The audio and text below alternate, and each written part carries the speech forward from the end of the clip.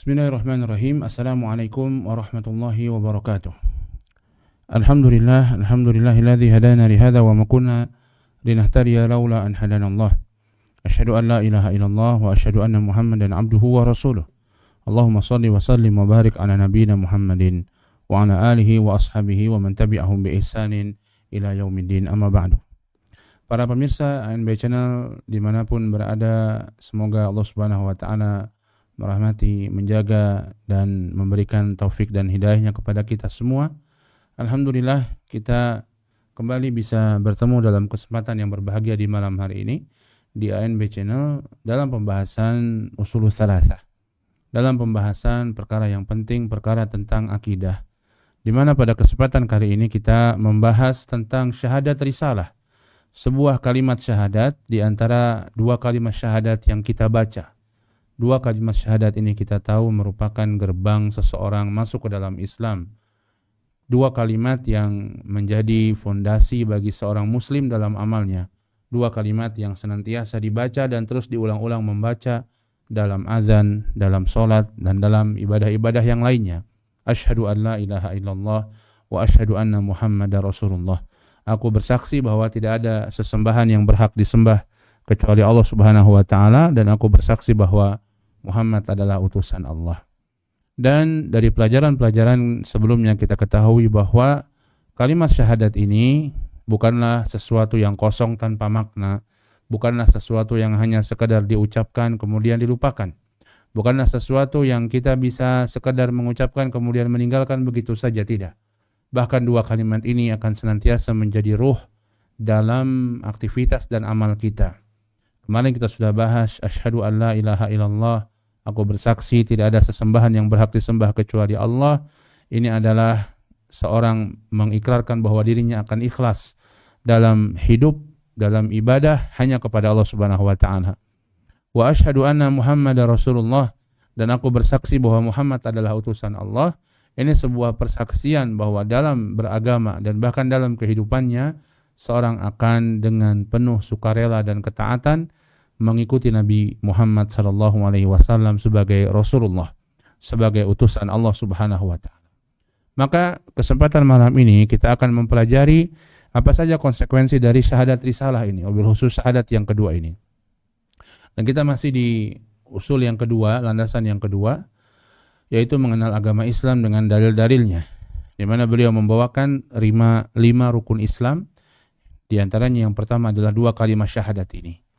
Beliau rahimahullahu ta'ala berkata dalam kitabnya, wa ma'na syahadati anna Muhammadar Rasulullah, dan makna persaksian bahwa Muhammad adalah utusan Allah, ta'atuhu fima amar wa tasdiquhu fima akhbar wa ijtinabu ma'anhu naha wa zajar wa ala yu'badallahu illa bima syara'a.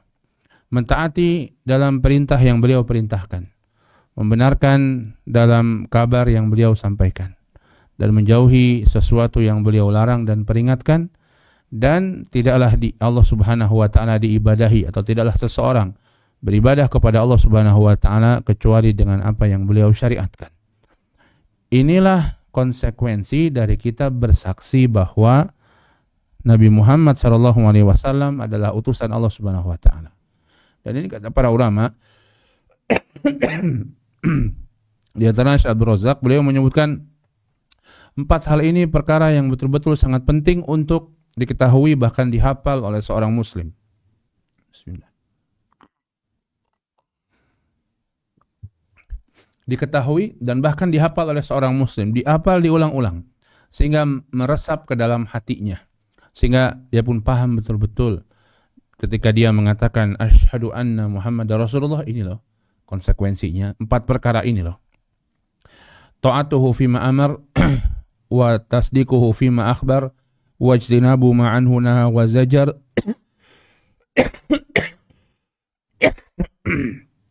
wa alla yu'badallahu illa bima syara'a.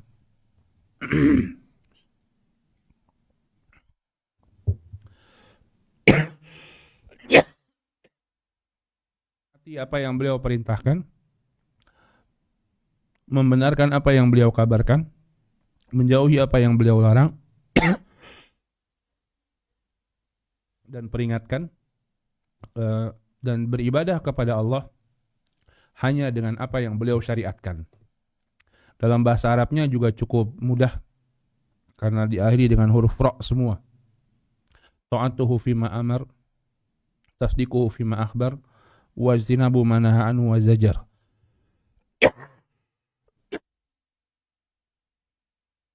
Wa an la yu'badallahu illa bima syara'. Yang bagian keempatnya saja yang diakhiri dengan ain. Bahasa Indonesia juga cukup mudah. Mentaati apa yang beliau perintahkan, membenarkan apa yang beliau kabarkan, menjauhi apa yang beliau larang dan peringatkan, dan hanya beribadah kepada Allah hanya dengan apa yang beliau syariatkan. Inilah 4 konsekuensi dan penting bagi kita untuk mengetahuinya, memahaminya, dan menghafalnya sebagaimana disebutkan oleh sebagian ulama tentang hal tersebut, dan bahkan mengajarkannya kepada siapa? Kepada anak kita, kepada murid-murid kita, kepada cucu kita, kepada orang-orang sekitar kita, sehingga mereka pun paham ketika mereka mengucapkan 2 kalimat syahadat bahwa ini bukan perkataan yang kosong, ini adalah perkataan yang betul-betul memiliki makna yang dalam dan ada konsekuensi yang besar yang terdapat di dalamnya. Dan kita akan membahas keempat perkara ini insyaallah. Yang pertama, ta'atuhu fima amar. Mentaati beliau dalam apa yang beliau perintahkan. Maka ini yang pertama, mentaati perintah Nabi sallallahu alaihi wasallam. Dan dalam ayat Allah Subhanahu wa taala mengatakan di surat Al-Hasyr, "Wa ma ataakumur rasulu fakhudhuhu wa ma nahakum anhu fantahu." Dan apa yang datang dari Nabi SAW maka ambillah, apa yang beliau larang maka tinggalkanlah. Dalam ayat yang lain Allah mengatakan wa ati'ullaha wa ati'ur rasul. Taatilah Allah dan taatilah Rasul. Ya. Dan banyak ayat yang menjelaskan kepada kita untuk mengikuti Nabi SAW, baik dalam perintah secara langsung menunjukkan bahwa beliau adalah teladan, ya, melarang kita untuk tidak berkata yang bertentangan dengan perkataan Nabi dan Rasul, dan banyak ya ayat-ayat yang menunjukkan dan mengisyaratkan dan bahkan dengan tegas menjelaskan hal tersebut untuk menjalankan apa yang diperintahkan oleh Nabi SAW. Dan tentunya kalau kita mempelajari dalam agama kita banyak sekali perintah-perintah beliau, baik itu perintah yang terkait dengan hak-hak Allah Subhanahu wa taala, yang terbesarnya adalah bertauhid agar kita beribadah hanya kepada Allah. Kemudian kita sholat untuk Allah Subhanahu wa taala, kita puasa untuk Allah Subhanahu wa taala, termasuk kita beriman dengan nama-nama dan sifat-sifat Allah sebagaimana Allah sebutkan pada kita. Termasuk dalamnya kita menghormati, kita mengagungkan Allah Subhanahu wa taala, kita berzikir kepada Allah, dan banyak sekali yang terkait dengan hak-hak Allah. Demikian pula perintah Nabi SAW yang terkait dengan hak-hak sesama manusia. Ya, seperti birrul walidain, berbakti kepada kedua orang tua. Perintah untuk berbuat baik kepada kerabat, kepada tetangga, kepada saudara-saudara kita. Perintah untuk menyayangi, mengasihi anak-anak yatim, orang-orang miskin.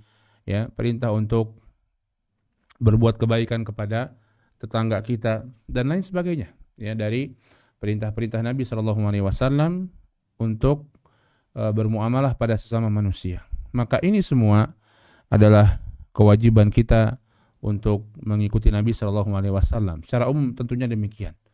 Ya, walaupun nanti kalau kita lihat perintah-perintah tersebut secara khusus, di sana memang ada perintah-perintah yang statusnya wajib, di sana ada perintah-perintah yang statusnya sunnah. Ini wajib sesuatu apabila dia dikerjakan dapat pahala, kalau ditinggalkan dapat dosa. Ada yang memang sunnah, kalau dikerjakan dia mendapatkan kebaikan, mendapatkan pahala, kalau ditinggalkan dia tidak mendapatkan dosa. Ya. Tapi walaupun demikian, hal-hal yang sunnah ini pun adalah perintah Nabi SAW. Minimalnya kewajiban kita mengakui bahwa itu adalah perintah Nabi dan mengerjakannya adalah kebaikan. Walaupun mungkin kita tidak melakukan kebaikan tersebut. Siapa yang menentang perkara-perkara atau amalan-amalan sunnah yang telah tetap dari Nabi SAW dengan sengaja dan dia mengetahuinya dengan tegas, dengan jelas, maka bahkan sebagian mengatakan ini bisa menyebabkan seseorang terjatuh pada kekufuran. Walaupun itu amalan sunnah. Siapa yang menentang adanya misalnya perintah sholat rawatib, ya, dia menentang, dia nggak yakin, dia menentang bahwa ada sholat rawatib, nggak ada sholat rawatib, sholat ba'diyah, qobliyah, sholat witir misalnya. maka dia menentang hal tersebut, mengingkari. Ini bisa jatuh pada kekufuran, walaupun itu perkara yang hukumnya adalah sunnah. Maka penting bagi kita untuk mentaati perintah Nabi Shallallahu Alaihi Wasallam. Dan itu juga bisa terdapat dalam Al-Quran dan Sunnah. Ya, semuanya sama, tidak terbeda-bedakan. Apa yang diperintahkan Nabi Shallallahu Alaihi Wasallam atau diperintahkan Allah dalam Al-Quran kita ikuti. Apa yang diperintahkan Nabi Shallallahu Alaihi Wasallam, dan kadang Allah Subhanahu Wa Taala pun memerintahkan dalam As-Sunnah, maka kita pun mengikutinya. Apabila sunnah tersebut sahih dari Nabi Shallallahu Alaihi Wasallam. Dan satu hal yang perlu kita perhatikan para pemirsa ANB channel yang dimuliakan Allah Subhanahu Wa Taala, bahwa perintah Allah ini pasti membawa maslahat bagi kita, pasti membawa maslahat bagi kita. Tauhid misalnya, jelas sekali maslahatnya untuk urusan dunia dan akhirat kita. Allah perintahkan atau Nabi perintahkan untuk sholat, jelas sekali manfaatnya untuk urusan dunia dan akhirat kita. Nabi SAW perintahkan berbakti pada kedua orang tua, jelas sekali manfaatnya. Nabi SAW misalnya perintahkan kita untuk membaca doa dengan doa-doa atau zikir-zikir tertentu di waktu tertentu, ini pun besar manfaatnya bagi kita. Nabi SAW perintahkan jihad bahkan. Yang mungkin secara zahir kita melihat kadang dalam jihad ada orang yang wafat, ada orang yang meninggal, ada orang yang terluka, capek, lelah, ya, dan lain sebagainya dari mudarat-mudarat yang mungkin ada, tapi maslahatnya jauh lebih besar daripada mudaratnya. Maka begitulah perintah Allah dan perintah Rasulnya. Ini yang perlu kita pahami. Sehingga ketika kita mengerjakan perkara-perkara tersebut, kita mengerjakannya dengan semangat. Karena apa? Karena kita yakin pasti kita akan mendapatkan manfaat yang besar di sebalik kita setelah kita atau ketika kita mengerjakan perintah-perintah tersebut. Hadirin sekalian yang dimuliakan Allah Subhanahu Wa Taala, perintah Nabi Shallallahu Alaihi Wasallam juga dikerjakan sesuai dengan kemampuan. Ya, perintah Nabi Shallallahu Alaihi Wasallam dikerjakan sesuai dengan kemampuan. Dan ini diantara yang menunjukkan keindahan dan kemudahan Islam. Dalam haji misalnya, banyak sekali Allah dan Rasulnya menyebut sesuai kemampuan. Wa hajju baitillahi man istata'ta ilaihi sabila. Dan di antara rukun Islam, kata Nabi, berhaji ke Baitullah siapa yang mampu untuk melakukannya. Ya. Allah Subhanahu Wa Taala juga mengatakan, atau ketika Allah Subhanahu Wa Taala memerintahkan untuk menunaikan ibadah haji, Allah sebutkan sesuai dengan kemampuan. Ya, sesuai dengan kemampuan. Orang mengerjakan sholat, kata Nabi SAW, kalau sholat berdiri, kalau nggak bisa boleh duduk, kalau nggak bisa boleh berbaring. Ya. Demikian pula misalnya dalam zakat sesuai kemampuan. Orang yang sudah punya harta mencapai nisab dan haul, maka wajib bagi dia zakat. Siapa yang tidak mampu atau tidak mencapai nisab dan haul, tidak wajib bagi dia zakat. Sama sekali tidak mampu, tidak wajib zakat, bahkan dizakati. Subhanallah. Puasa lagi juga misalnya. Puasa sesuai kemampuan. Mampu puasa, puasa. Ya. Tidak mampu puasa 1-2 hari karena sakit, karena safar, maka dia mengganti di hari yang lain. Tidak mampu puasa secara permanen karena sakit permanen, sudah sepuh, sudah tua, maka dia membayarnya dengan fidyah. Tidak mampu juga membayar fidyah, sudah sepuh, sudah tua, ya, sakit-sakitan, mau fidyah pun tidak punya uang, tidak punya harta. Ya sudah, tidak ada kewajiban apa bagi dia. Bahkan mungkin dia bisa diberikan fidyah kepada orang tersebut. Subhanallah. Ya, agama kita agama yang penuh dengan keringanan, sesuai kemampuan perintah. Tapi jangan sampai kita turun level padahal kita mampu di level itu. Bisa sholat berdiri kemudian kita duduk, nggak boleh. Ya. Bisa kita berpuasa kemudian kita bayar fidyah, nggak boleh. Ya. Bisa kita menunaikan ibadah haji tapi kita menunda-nunda ibadah haji, duitnya punya, tenaganya ada, porsi sudah bisa daftar, perjalanan pun aman, kemudian kita menunda-nundanya, nggak boleh. Ya.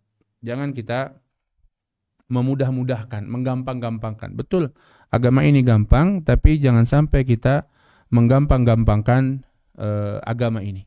Kata Nabi SAW dalam satu hadis, wa idza amartukum bihi fa'tu minhu mastata'tum. Apabila aku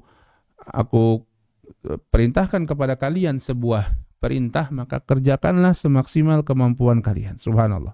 Ya.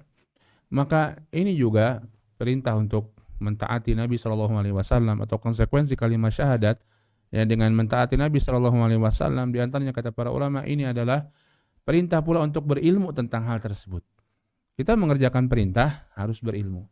Kita mengerjakan sholat, gimana kita bisa sholat kalau kita tidak berilmu tentang tata cara sholat? Gimana kita bisa mengerjakan ibadah haji kalau kita tidak berilmu tentang ibadah haji? Gimana kita bisa berbakti kepada kedua orang tua kalau kita tidak berilmu tentang hal tersebut? Ilmu tentang bagaimananya, mobil khusus kalau itu masalah-masalah fikih misalnya, tentang keutamaannya sehingga kita semangat melakukannya, tentang pengetahuan kita tentang hukum tersebut, wajibkah atau sunnah muakkad, ya, dan lain sebagainya, sehingga kita betul-betul bisa mengerjakan perintah tersebut dengan sebaik-baiknya, dengan sesempurna-sempurna mungkin. Walaupun mungkin tentunya kita sulit untuk bisa sempurna, kadang-kadang ada niat yang nggak benar, kadang-kadang ini, kadang-kadang itu, tapi kita berusaha. Kita serahkan, setelah kita berusaha semaksimal mungkin, kita pelajari hal tersebut, kemudian kita kita beramal, mengerjakannya dengan sebaik-baiknya, kita tawakal kepada Allah Subhanahu wa taala. Hasilnya bagaimana? Kita serahkan semuanya kepada Allah Subhanahu wa taala. Demikian pula hadirin yang dimuliakan Allah Subhanahu wa taala, maka bukan kebaikan bagi orang-orang yang menentang perintah Allah Subhanahu wa taala dan Rasulnya. Ditentang perintah Allah. Ya, disuruh sholat enggak mau sholat, disuruh puasa enggak mau puasa. Dengan berbagai macam alasannya, bukan termasuk kebaikan. Bahkan dalam satu kondisi bisa membatalkan kalimat syahadatnya. Karena dia bersaksi bahwa Muhammad adalah utusan Allah, tapi enggak mau mengerjakan perintah beliau sallallahu alaihi wasallam. Kalau bersaksi bahwa Nabi Muhammad adalah utusan Allah, maka kerjakan perintah beliau. Kenapa? Karena beliau utusan Allah. Apa yang beliau perintahkan bukan dari kantong beliau sendiri, bukan dari diri beliau sendiri, tapi dari siapa? Dari Allah Subhanahu wa taala yang telah mengutus beliau sebagai seorang rasul untuk manusia.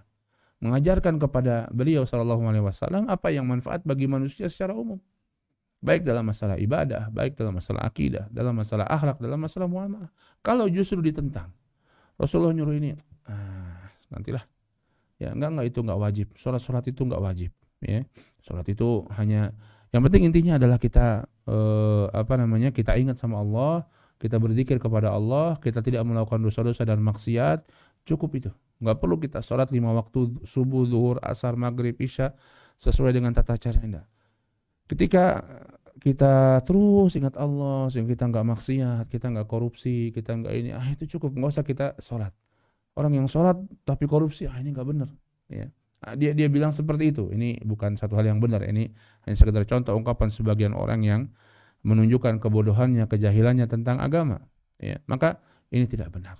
Ya. Allah perintahkan, maka Allah dan Rasulnya perintahkan kewajiban kita untuk mentaati hal tersebut. Hadirin sekalian dimuliakan Allah Subhanahu wa taala. Ini poin pertama dari kewajiban atau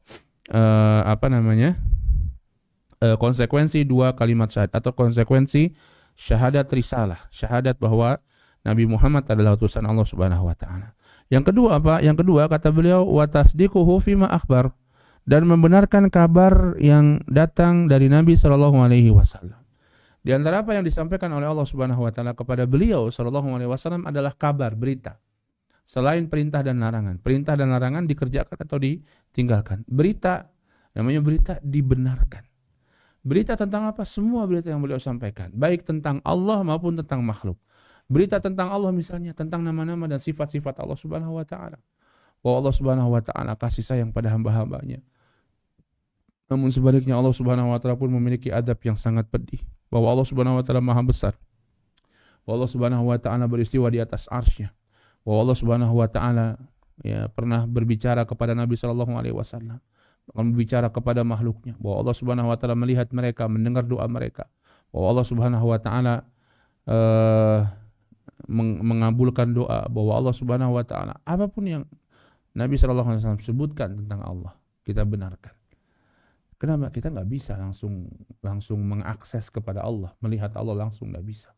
Kalau kita enggak bisa. Lewat mana kita tahu tentang Allah? Lewat Nabi sallallahu alaihi wasallam. Enggak ada jalan lain. Ya, lewat Nabi sallallahu alaihi wasallam. Kemudian tentang makhluknya, baik manusia misalnya, Nabi dan Rasul pada masa lalu, tentang Nabi Adam, tentang Nabi Nuh alaihi salam, tentang Nabi Musa alaihi salam, baik dalam Al-Quran maupun hadis. Ya. Demikian pula tentang misalnya surga dan neraka, antara makhluk-makhluk Allah Subhanahu wa taala, kehidupan di hari kiamat, kejadian di hari kiamat, tentang manusia, bagaimana mereka nanti di alam kubur, bagaimana mereka ketika dibangkitkan, bagaimana mereka ketika di padang mahsyar, bagaimana mereka, semua kabar yang disampaikan tentang masa lalu, atau termasuk juga ya yang di masa lalu maupun di masa depan.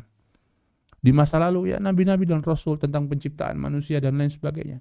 Di masa depan tentang kehidupan hari kiamat, tentang tanda-tanda hari kiamat dan lain sebagainya. Maka kewajiban kita membenarkan. Kenapa? Allah Ta'ala mengatakan, wa ma yantiqu anil hawa in huwa illa wahyu yuha. Dan beliau berbicara tidak dari hawa nafsunya, dan beliau berbicara adalah wahyu yang diwahyukan kepada beliau. Dan beliau tidak mungkin berdusta. Maka kewajiban kita untuk, dan beliau tidak mungkin bodoh tentang apa yang disampaikan oleh Allah kepada beliau, ya sallallahu alaihi wasallam. Maka kewajiban kita untuk mempercayainya dalam Al-Quran maupun dalam hadis. Tentunya dengan catatan dalam hadis wabil khusus ketika hadis tersebut memiliki derajat yang sahih, ya, memiliki status yang sahih. Bahkan dalam satu hadis dari sahabat Abdullah bin Mas'ud radhiyallahu taala anhu, ketika beliau menyampaikan sebuah hadis tentang bagaimana penciptaan manusia, ya, sebuah hadis yang diriwayatkan Imam Bukhari dan Muslim. Beliau menyebutkan bahwa Nabi Shallallahu Alaihi Wasallam shadiqul masduq, benar dan dibenarkan, masya Allah. Ya. Kemudian beliau sebutkan hadisnya, inna ahadakum yujma'u khalquhu fi batni ummihi arba'ina yawman nutfatan thumma yakunu alaqatan misla dzalik thumma yakunu mudghatan misla dzalik thumma yunfahu fihi ruh, ya, thumma yursalu alaihi al-malak fayanfukhu fihi ruh wa yumaru bi arba'i kalimat bikat birizki wa ajalihi wa amalihi wa syaqiyyun aw sa'idun. Kata Ibnu Mas'ud menyebutkan hadis dari Nabi, dan sebelumnya beliau sampaikan shadiqul masduq, bahwa Nabi itu benar dan dibenarkan. Beliau benar karena beliau jujur, tidak akan berdusta tentang apa yang disampaikan tentang Nabi. Dan beliau dibenarkan karena beliau Rasulullah, utusan Allah Subhanahu wa taala. Beliau menyampaikan dari ilmu, bukan dari apa yang ada pada diri beliau. Nah, ilmu dari Allah Subhanahu wa taala. Kemudian baru disampaikan Ibnu Mas'ud tentang sesuatu yang pada masa itu menjadi perkara yang gaib bagi mereka. Bagaimana manusia terbentuk? Maka disebutkan, sesungguhnya setiap kalian, kata Nabi SAW, dikumpulkan penciptaannya di perut ibunya. 40 hari dalam keadaan nutfah. 40 hari dalam keadaan nutfah, cairan. 40 hari dalam keadaan alaqah, segumpal darah. 40 hari dalam keadaan mudghah, segumpal daging. Kemudian ketika jadi segumpal daging itu dikirim malaikat, kemudian ditiupkan ruh, kemudian ditetapkan takdir janin ini, ya. Bikat birizki, rizkinya bagaimana, ajalnya kapan, bagaimana ajalnya, di mana tempatnya. Wa amalihi, amalnya bagaimana, wasaqiyun au sa'idun, apakah dia orang celaka atau orang yang bahagia. Ini sesuatu yang pada masa lalu tentunya satu hal yang mengherankan bagi mereka. Mereka tidak bisa. Sekarang terbukti kebenaran apa yang disampaikan oleh Nabi Shallallahu Alaihi Wasallam ini. Kedokteran modern sudah menjelaskan pada kita bagaimana perut atau bagaimana janin manusia atau seorang itu terbentuk. Ya. Maka shadiqul masduq. Begitulah Nabi Shallallahu Alaihi Wasallam shadiqul masduq. Kewajiban kita untuk menerima apa yang disampaikan oleh Nabi Shallallahu Alaihi Wasallam, membenarkan apa yang beliau sampaikan. Maka sebaliknya, siapa yang tidak membenarkannya, menentang apa yang beliau sampaikan, baik dengan akal, kayaknya nggak masuk akal. Iya, akal kita sekarang gitu. Seperti kita katakan, berita tentang apa yang ada dalam perut manusia, akal orang-orang pada masa lalu masih nggak masuk.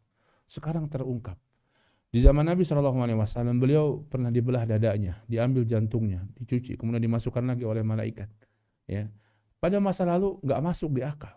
Zaman sekarang ada dokter bedah, dokter jantung, dokter bedah jantung yang bisa melakukan hal tersebut. Subhanallah. Ya. Maka kadang-kadang seperti itu. Maka kewajiban kita menerimanya tanpa kemudian kita membandingkannya dengan akal dan pikiran kita. Dan kadang masalah akidah, banyak dalam masalah akidah, masalah yang tidak bisa dijangkau oleh akal manusia.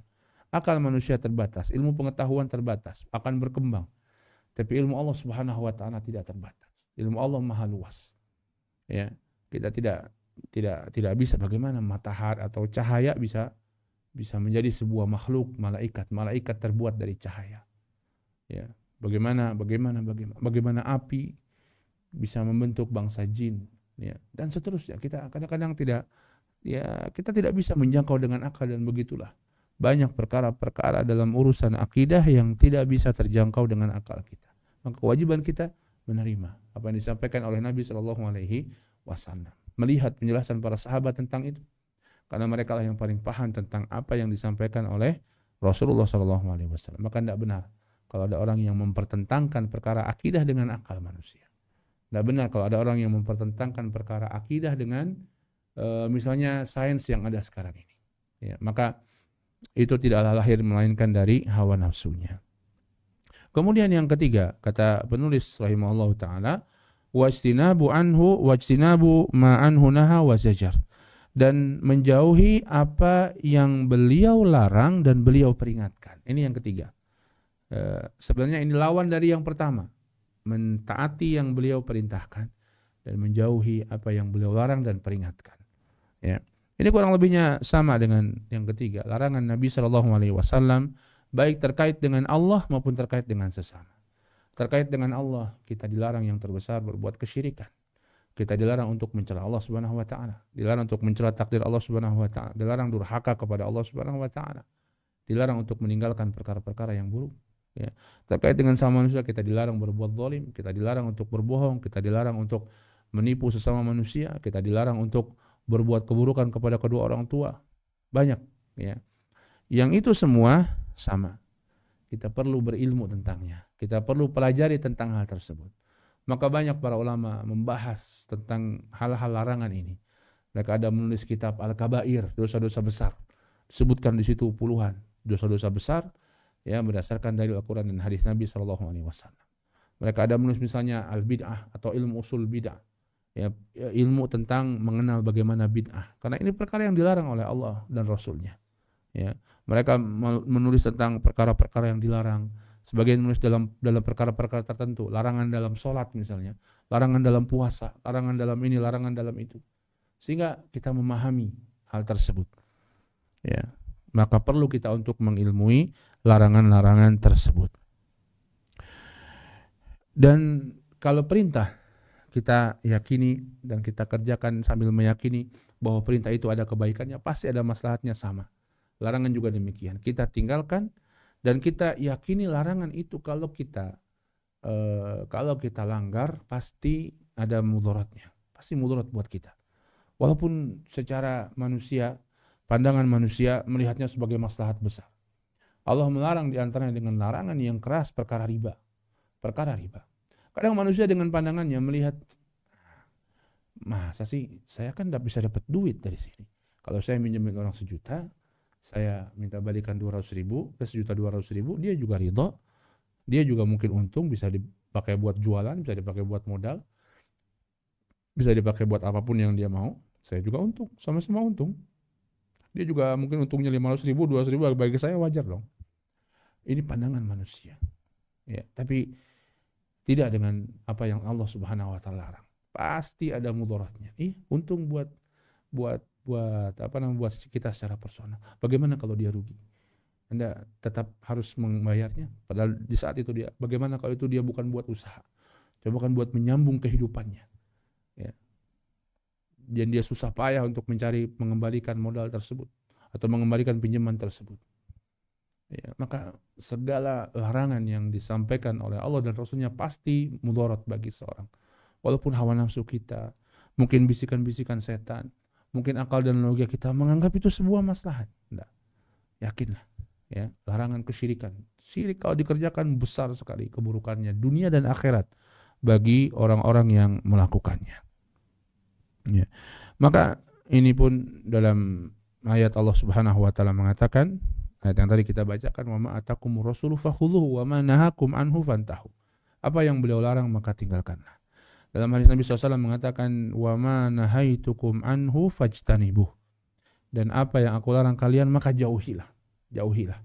Nah, kalau tadi dalam urusan perintah terkait dengan kemampuan, karena memang orang mengerjakan perintah sesuai dengan kemampuannya. Tapi terkait urusan larangan tidak disebutkan terkait dengan mastata'tum atau enggak. Karena meninggalkan larangan itu semua pasti mampu. Meninggalkan khamr, ya tinggalkan saja, tinggal tidak mengerjakan khamr, tidak minum khamr, jangan minum khamr. Meninggalkan zina, jangan zina. Justru kalau melakukan perbuatan-perbuatan haram tersebut, Kadang-kadang harus melakukan usaha, mengeluarkan duit, mengeluarkan tenaga, mengeluarkan waktu. Meninggalkannya cukup meninggalkan saja. Itulah larangan. Kalau kita diperintahkan angkat batu, angkat batu. Angkat batu itu kan sesuai dengan kemampuan. Orang angkat batunya kecil karena dia tenaganya kecil. Ada yang bisa angkat batu besar karena dia tenaganya besar. Ya, ya sudah, dia kerjakan sesuai dengan kemampuannya. Begitulah perintah. Tapi kalau jangan angkat batu, ya sudah, ya mau yang tenaganya kecil, mau yang tenaganya besar, mau yang nggak punya tenaga sama sekali, disuruh jangan angkat batu, ya sudah, tinggalkan, nggak usah angkat batu tersebut. Ya, maka begitulah larangan. Larangan tidak terkait dengan kemampuan, karena semua orang bisa. Tapi susah meninggalkan larangan. Sebagian maksiat, sebagian susah, ya itu hawa nafsu kita yang membuat kita susah meninggalkan hal tersebut. Atau kita memang sudah terlanjur terjerembab ke dalam kemaksiatan tersebut. Terjerembab dan terperangkap dalamnya sehingga kita susah keluar. Betul. Kalau memang sudah posisi begitu akan susah. Ya. Maka jangan sampai kita masuk, jangan sampai kita mengikuti langkah-langkah setan. Karena ketika sudah masuk satu langkah setan akan goda kita langkah selanjutnya dan menyesatkan kita di jaring-jaring mereka. Bahaya, waspadalah. Dan memang kalau sudah seperti itu jadi susah meninggalkan narkoba. Orang sudah kecanduan narkoba, kecanduan khamr, maka susah untuk meninggalkan perkara-perkara tersebut bagi dia. Ya. Tapi kalau belum maka jangan sama sekali. Ya. Tinggalkan khamr, tinggalkan narkoba, tinggalkan saja, tinggalkan rokok, tinggalkan saja. Tinggalkan riba, tinggalkan, jangan masuk ke dalamnya. Dan kalau seorang membuat kecanduan itu susah. Ya. Maka urusan meninggalkan larangan totalitas. Ya, kita mesti totalitas. Tapi kalau memang sudah terjerembab ke dalamnya, ya berusaha. Pelan-pelan berusaha. Kadang-kadang memang sangat sulit sekali sebagian perkara-perkara yang haram untuk keluar darinya. Kecuali dengan pelan-pelan. Tapi mudah-mudahan ya, sambil minta taufik pada Allah Subhanahu wa taala, kita dimudahkan untuk meninggalkan segala kemaksiatan, segala keburukan yang mungkin sudah dimasukkan, sudah menjerat orang tersebut dengan jeratan yang sangat kuat. Perlahan-lahan minta pertolongan sama Allah. Bermusyawarah dengan orang-orang yang berilmu, orang-orang yang memang punya pengalaman.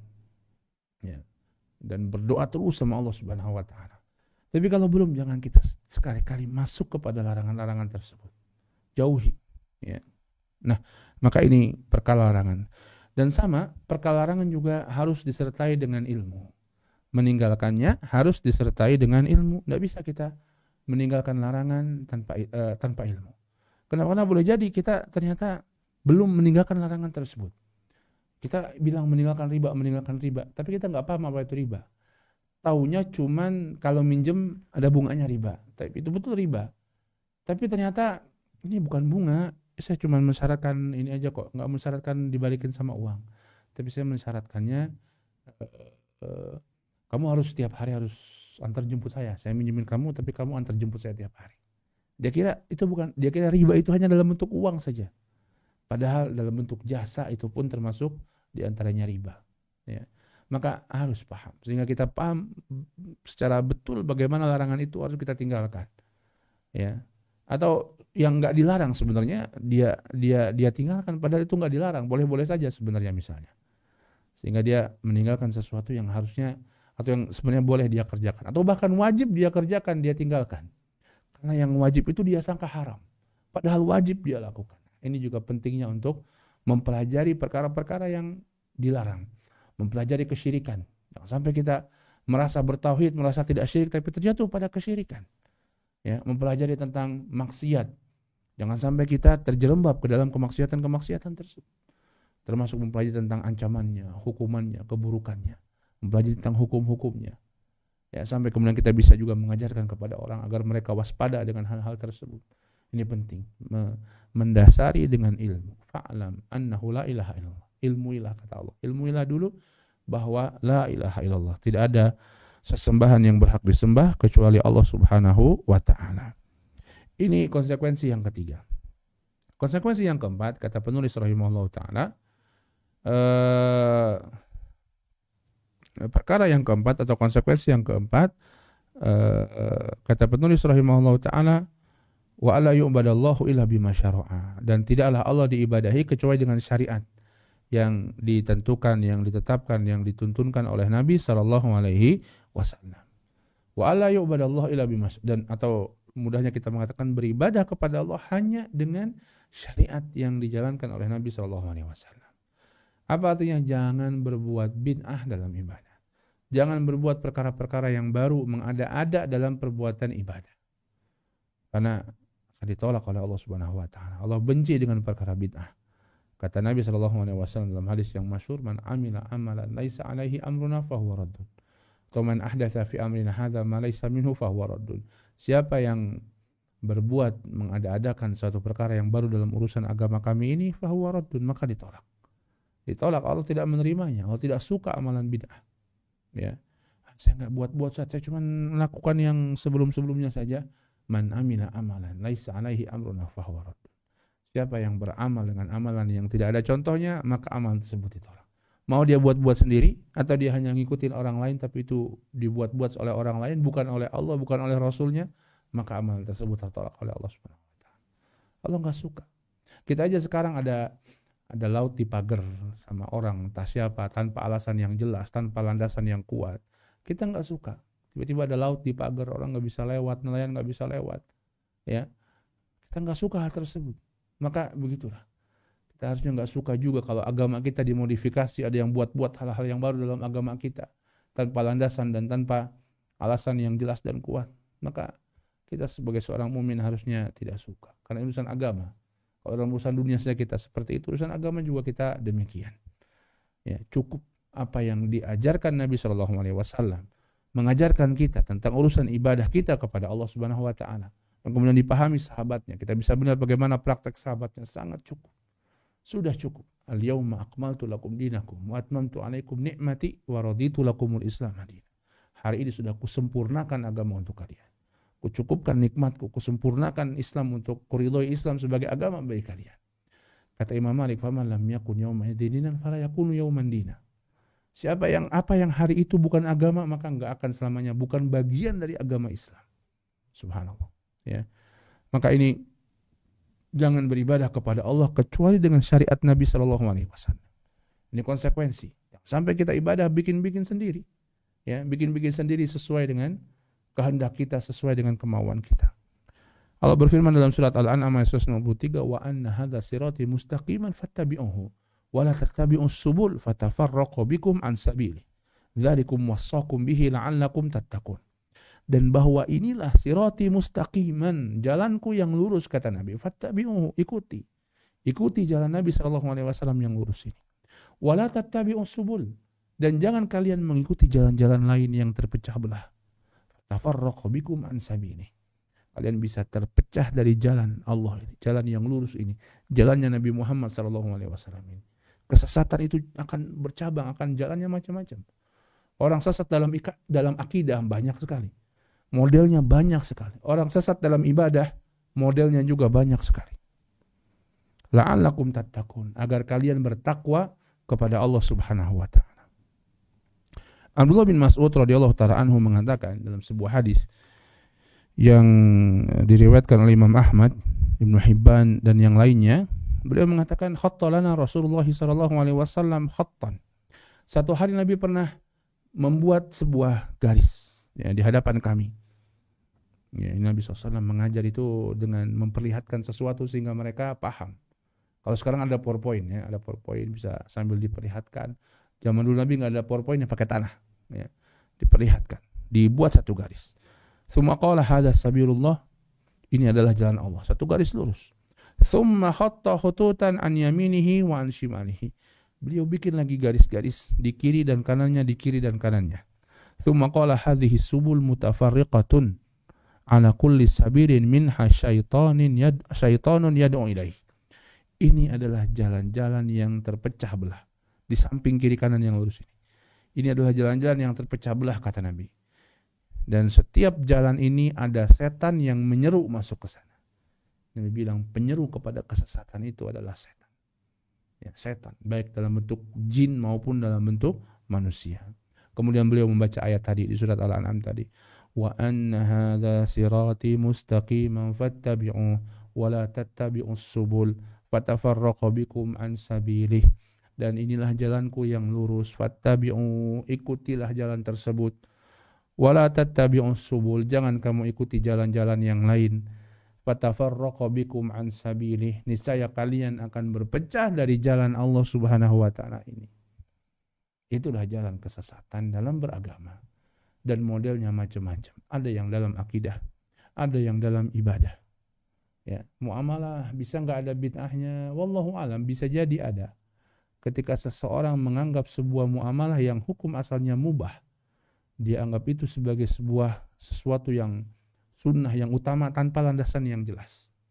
Ya, misalnya orang mau makan bebas, makan apa saja.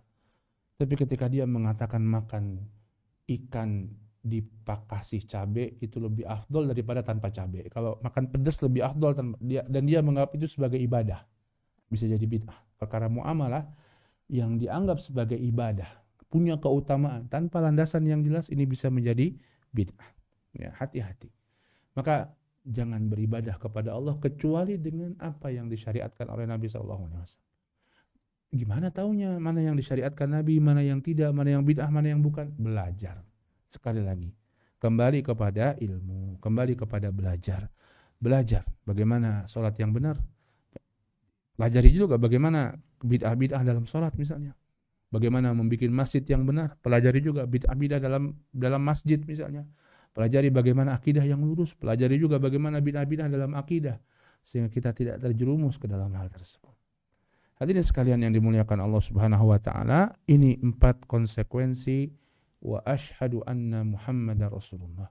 Aku bersaksi bahwa Muhammad adalah utusan Allah. Tasdiquhu fima amar wa ta'atuhu fima amar wa tasdiquhu fima akhbar wa jinabu ma anhu naha wa zajar wa alla yu'badallahu illa bima syara'a. Menjalankan apa yang beliau perintahkan, membenarkan apa yang beliau kabarkan, menjauhi apa yang beliau larang dan peringatkan, dan beribadah kepada Allah Subhanahu wa taala hanya dengan apa yang beliau syariatkan. 4 perkara ini adalah kenapa para ulama banyak mengatakan definisi yang cukup jelas dan gamblang, singkat dan mencakup untuk menjelaskan konsekuensi aku bersaksi bahwa Muhammad adalah utusan Allah. Sehingga kita betul-betul memahaminya, kita betul-betul mesti untuk menghafalkannya dan kemudian mengajarkannya kepada orang-orang yang terdekat dengan kita, sehingga mereka betul-betul dalam urusan pokok agama, dalam urusan kalimat syahadat ini menjadi orang yang betul-betul paham dan betul-betul menjalankan dengan sebaik-baiknya. Wallahu ta'ala a'lam bissawab. Jamaah sekalian, para pemirsa NB yang budiman dimanapun berada yang dirahmati Allah Subhanahu wa ta'ala, ini yang bisa kita sampaikan pada kesempatan malam hari ini. Mudah-mudahan bermanfaat. Semoga Allah mengistiqomahkan kita, menjadikan kita orang-orang yang senantiasa mengikuti Nabi SAW, terjauh dari amalan-amalan keburukan, terjauh dari perkara-perkara bid'ah, dan menjadikan kita orang-orang yang senantiasa istiqomah di atas kebaikan dan ketaatan. Mudah-mudahan Allah pun mewafatkan kita dalam keadaan husnul khatimah. Wallahu ta'ala a'lam bissawab. Wa sallallahu nabiyana Muhammadin wa ala alihi washabihi wasallam. Silakan kalau ada pertanyaan.